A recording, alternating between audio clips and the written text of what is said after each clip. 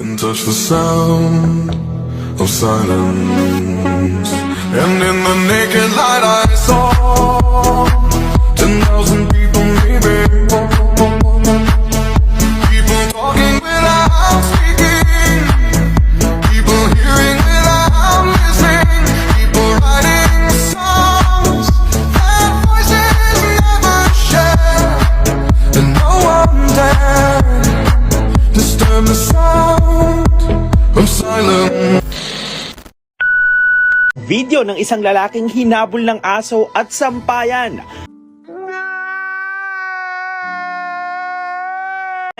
Makikita sa video ang payapang paglalakad ng isang lalaki nang bigla itong habulin ng isang aso. At sa likuran nun ay isa pang aso na nakatali sa isang sampayan.